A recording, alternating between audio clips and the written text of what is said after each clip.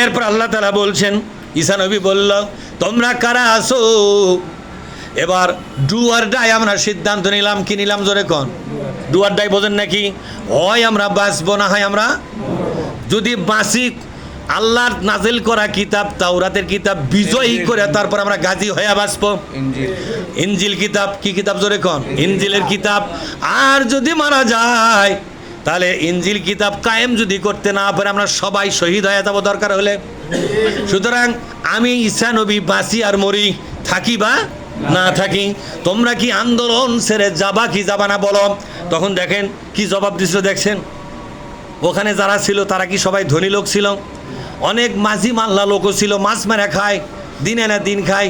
মাছ মারা খাও কি কয়? মাছ মারা বেচে কি আনলাম জেলে মৎস্যজীবী। অনেক গরিব দুঃখী, এমনকি ধোপা মার্কা লোকও ছিল, কাপড় ধুয়ে দেয় টাকার বিনিময়ে, তারাও ছিল।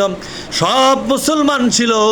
সবাই সেদিন বলল, কলাল হাওয়ারিয়ুনা নাহানু আনসারুল্লাহ। ওগো ঈসা নবী, আপনি আমাদেরকে কি মনে করেছেন আপনি মারা যাবেন আর আমরা এই আন্দোলন থেকে চলে যাব? তা নয়, আপনি বাঁচেন আর মরেন, আমরা তো আন্দোলন করতেছি আমাদের মালিকের মুখে হাসি ফুটাবার জন্য। আমরা তো আন্দোলন করতেছি আমার আল্লাহর সন্তুষ্টির জন্য। আপনি তো মরে যাবেন, আপনি চলে যাবেন, আপনি তো মরণশীল, কথা ঠিক না ঠিক?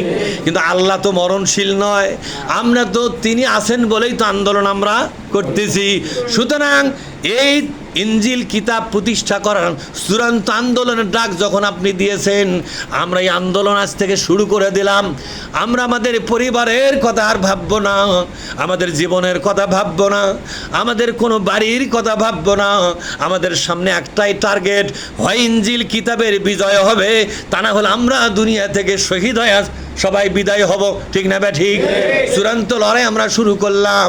আপনি থাকেন বা না থাকেন, মাটি কামড়ে পড়ে থাকার জন্য ওয়াদাবদ্ধ হয়ে গেলাম। দুহাত উঁচু করে তারা বায়াত নিয়ে নিল। কি নিয়ে নিল জোরে কোন? বায়াত নিয়ে নিল। আল্লাহ পাক বলছেন, এই কয়টা লোক মাটি কামড়ে যখন বায়াত নিয়ে গেল, আমি আল্লাহ তখন আর স্থির থাকতে পারলাম না। আমি আল্লাহ তাদেরকে সাহায্য করাটা আমি আল্লাহর জন্য ওয়াজিব হয়ে গেল। এই কথাটা সূরা সফের মধ্যে শেষে আল্লাহ বলেছেন, ফাআইয়াদনাল্লাযীনা আমানু আলা আদুবিহিম ফাসবাহু জাহিরিন। আমি এই ইমানদার, এই জানবাজ ইমানদার, কি বাস জানবাজি, কথা কন নাকি আপনারা? ভয় পেয়ে গেছেন নাকি? এই জানবাজ ইমানদাররা ভয় পেয়ে গেছেন নাকি? তাহলে জানবাজ কর্মী হতে রাজি আছেন কিনা? ইনশাআল্লাহ। বলেন তো কারা কারা বাংলাদেশে জামাত ইসলামীর দল অন্তর্ভুক্ত হইয়া কর্মী হইয়া আপনারা জানবাজি করে, কি বাজি করে জোরে কোন? জানবাজি করে এই বাংলাদেশে কোরআন কায়েমের আন্দোলনে জেদ ধরে ময়দানে থাকবেন? কারা একটু দুহাত তুলে দেখান তো। আল্লাহু আকবার, নারায়ে তাকবীর, নারায়ে তাকবীর। আল্লাহ পাক আমাদের কবুল করুন, আমিন। এবার আল্লাহ তাআলা বলছেন, ওরা যখন এই দায়িত্ব নিল তখন আল্লাহ পাক কি বললেন? আমান্না বিল্লাহ, আজ থেকে আমরা আল্লাহর প্রতি নতুন করে ঈমান আনলাম।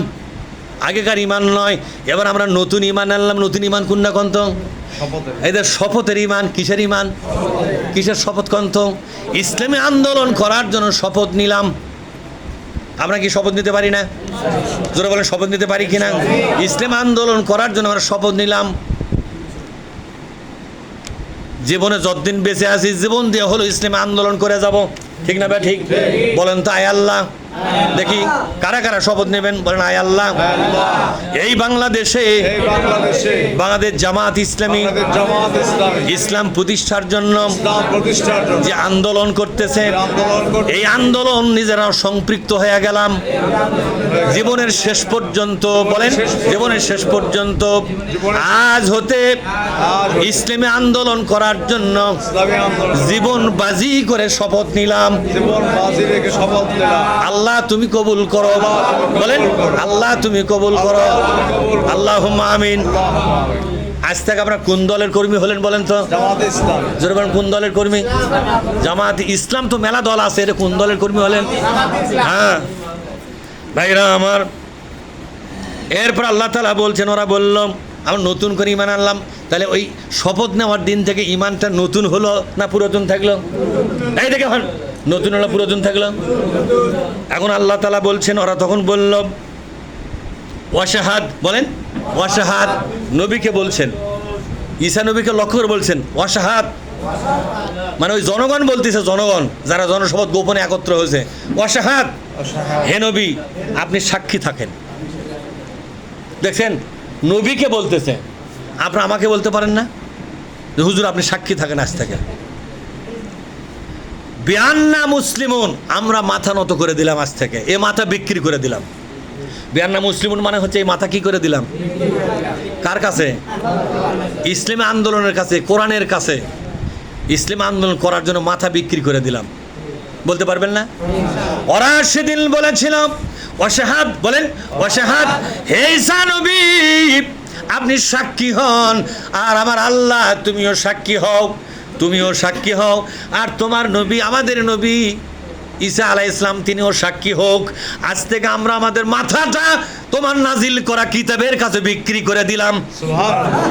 কত বড় কথা বলছে! বাংলাদেশের সব নামাজে এই কথা বলতে পারবে না? বলবে কাম করে, ওরা তো মাথা বিক্রি করছে মানুষের আইনের দলের কাছে, কথা ঠিক না?